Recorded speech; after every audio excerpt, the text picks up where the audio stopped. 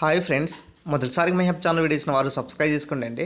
So December జనవరిలో notification వచ్చే అవకాశం ఎక్కువ కనబడుతుందండి. ఎందుకంటే ఇప్పటి వరకు పాత నోటిఫికేషన్స్ అనేది గ్రూప్ 1 గ్రూప్ 2 ఆల్మోస్ట్ కంప్లీట్ అవ్వడం జరిగింది. సో నవంబర్ కల్లా గ్రూప్ 3 ఇక్కడ కంప్లీట్ అవ్వబోతుంది కాబట్టి డిసెంబర్ జనవరిలో నోటిఫికేషన్లో వచ్చే అవకాశం ఎక్కువ కనబడుతుంది. అయితే ఒకసారి నోటిఫికేషన్ వచ్చిన తర్వాత మీకు 1 మంత్ ఏదైతే అప్లికేషన్స్ ప్రాసెస్ ఉంటుందో 1 మంత్ ఇచ్చేసి తర్వాత మళ్ళీ మీకు 3 మంత్స్ గ్యాప్ ఉంటుందండి. సో ప్రిపరేషన్కి అంటే మీకు ఓవరాల్గా 6 మంత్స్ అంటే 180 డేస్ ఏ విధంగా ప్రిపరేషన్ చేయాలి, గ్రూప్ 1 అండ్ గ్రూప్ 2 జాబ్ కొట్టాలి అంటే ఈ 180 డేస్ ఏ విధంగా ప్రిపేర్ అయితే మనకు గ్రూప్ 1 గ్రూప్ 2 సాధిస్తారు.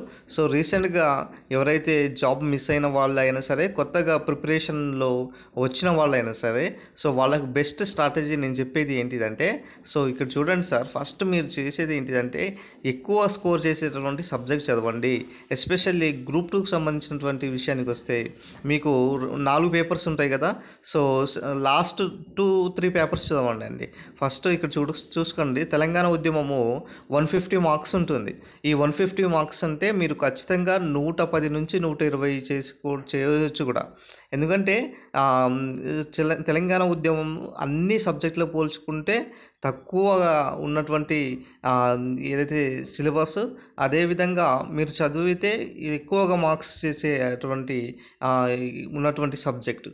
తర్వాత వచ్చేసి ఎకానమీ చదవండి. ఎకానమీ అంటే చాలా వరకు భయం అనేది వస్తూ ఉంటుంది. సో భయపడబాకండి, ఖచ్చితంగా దీనికి సంబంధించినటువంటి ఏ విధంగా చేయాలి అన్న దానిపై ఒక ఎకానమీపై వీడియో చేస్తాను అనమాట.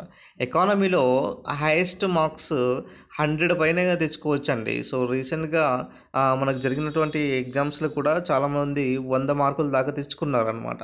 సో ఏదైతే వెయిటేజ్ ఉన్నటువంటి సబ్జెక్టులు ఈ 2 పేపర్స్ నుంచి దాదాపుగా 300 మార్క్స్ వస్తాయండి. మిగతా ఏదైతే సెకండ్ పేపర్ ఉన్నదో, సో మనకు పాలిటీ, హిస్టరీ అండ్ సోషాలజీ, ఈ మూడు సబ్జెక్టులు కలిపి సెకండ్ పేపర్ ఉంటుందన్నమాట. పాలిటీ, హిస్టరీ, తర్వాత సోషాలజీ.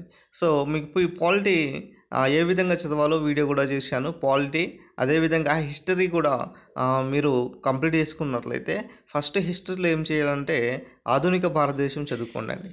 సో ఆధునిక భారతదేశం తర్వాత మళ్ళీ మీరు మిడివల్ హిస్టరీ రండి. తర్వాత వచ్చేసి మీరు ప్రాచీన భారతదేశాన్ని చదువుకోండి. సో తర్వాత వచ్చేసి మీకు సోషాలజీ అనేది బెటర్గా ఉంటుంది అనమాట. అంటే అన్ని సబ్జెక్టుల కలయికతోనే సోషాలజీ అంటారు.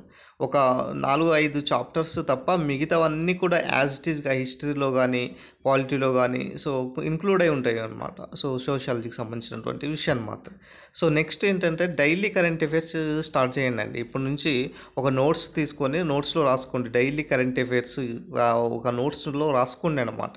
సో ఈ ఒకసారి ఏం చేయాలంటే ఒక డైలీ నోట్స్ రాస్తారు కదా, దాంట్లో జాతీయ అంశాలు ఒకటి, ప్రాంతీయ అంశాలు ఒకటి రాసుకోండి. సో మీకు బెటర్గా ఉంటుందన్నమాట.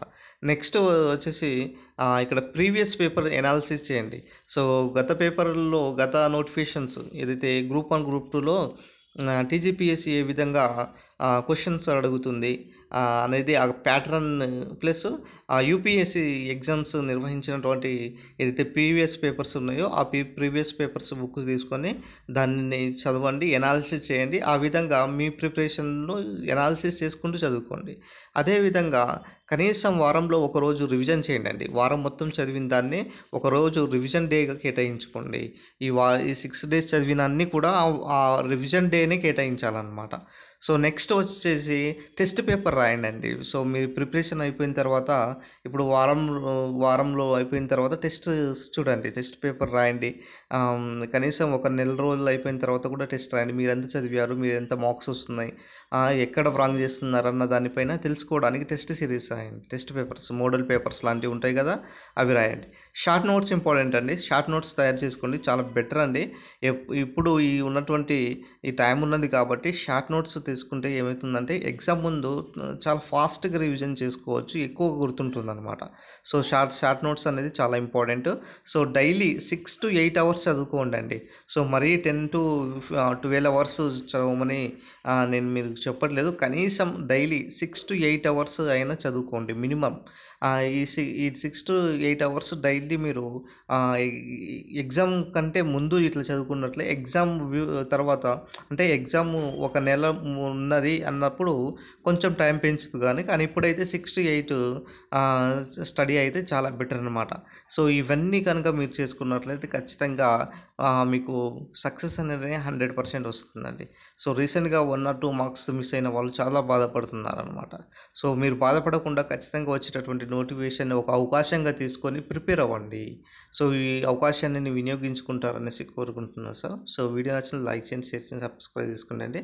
సో నెక్స్ట్ వీడియోలో ఎస్ఐ కానిస్టేబుల్ సంబంధించినటువంటి అదేవిధంగా డిఎస్సి ఏ విధంగా ప్రిపేర్ అవ్వాలో వాళ్ళ స్ట్రాటజీ సంబంధించినటువంటి 6 months చేస్తానండి. Thank you friends.